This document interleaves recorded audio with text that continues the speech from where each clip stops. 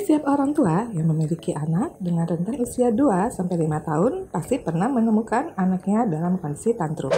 Tantrum ini merupakan bentuk luapan emosi anak yang terjadi ketika anak merasa tidak nyaman atau keinginannya tidak terpenuhi. Pada fase ini, orang tua harus memiliki cara untuk menghadapi perilaku tersebut. Tantrum pada anak biasanya dilakukan dengan cara anak yang marah-marah diikuti dengan perilaku berbaring di lantai, berguling-guling, berteriak, menendang, dan melempar semua yang ada sekitarnya. Ada beberapa hal yang menjadi penyebab munculnya tantrum pada anak. Di antaranya, 1. Terhalangnya keinginan anak. Anak yang keinginannya tidak terpenuhi bisa menyebabkan anak melampiaskan dengan cara melakukan perilaku tantrum. Hal ini dikarenakan keinginan memang tidak tersedia atau memang benar-benar dilarang karena berbahaya. Kedua, ketidakmampuan mengungkapkan. Anak-anak memiliki cara berkomunikasi yang berbeda dengan orang tua.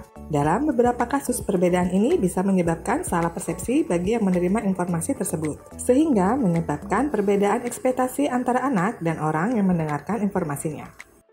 Jika ia merasa apa yang ia inginkan tidak tersampaikan dengan baik dan berakibat pada kesalahan pemberian respon, maka anak akan melampiaskan dengan tantrum. 3. Berada di posisi tidak nyaman. Ketika anak berada dalam kondisi yang tidak nyaman, baik kondisi atau tempatnya, anak-anak akan merasa kesal dan bisa saja berujung pada perilaku tantrum.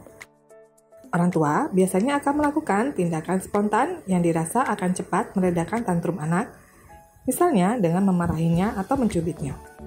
Menghadapi anak tantrum dengan tindakan fisik atau kekerasan verbal tidak akan menyelesaikan tantrum anak. Berikut ini beberapa cara aman untuk mengatasi anak yang tantrum. 1. Pahami penyebab anak tantrum. Dengan mengetahui penyebab tantrum, Anda bisa mengingat kira-kira apa saja yang membuat anak Anda tantrum. Lakukan pengamatan beberapa kali dan ingatlah untuk tidak menempatkan anak dalam kondisi tersebut agar tantrumnya tidak muncul. 2. Perhatikan gejala awal. Jika Anda mengetahui bahwa ini adalah gejala awal anak Anda akan tantrum, maka Anda bisa langsung memberikan penanganan dengan mengalihkan perhatiannya. 3. Mengalihkan perhatian. Anda bisa memperlihatkan suatu objek yang kiranya ia minati, misalnya dengan menunjukkan mobil yang sedang lewat dan menceritakan cerita unik dari objek tersebut. Cara mengetahui apa yang bisa mengalihkan perhatian anak ini bisa diketahui orang tua saat mengamati perilaku anak sehari-hari. 4. Pindahkan benda berbahaya. Ketika anak sudah melakukan tantrum, biasanya akan mengobjekkan benda-benda yang ada di sekitarnya. Jika sudah begini, amankan kondisi sekitar anak. Misalnya, menyingkirkan benda-benda yang terbuat dari kaca atau besi yang dapat melukai anak ketika ia menyentuhnya. 5. Jangan menyerah dan menuruti keinginan anak. Jika anak Anda melakukan tantrum setelah keinginannya tidak dipenuhi dan dilakukan di tempat umum yang mana orang-orang bisa terganggu, jangan sampai Anda menyerah dan menurutinya karena malu. Maka bisa jadi ia akan mengulanginya lagi.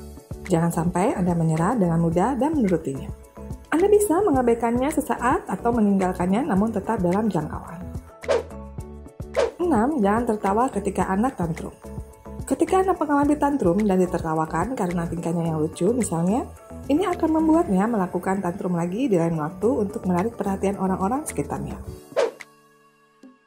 7. Jangan merespon sampai anak berhenti tantrum. Anak harus mengetahui jika keinginannya harus disampaikan dengan baik. Jangan merespon anak ketika masih dalam keadaan tantrum. Anak-anak harus tahu bahwa orang tua yang memegang kendali.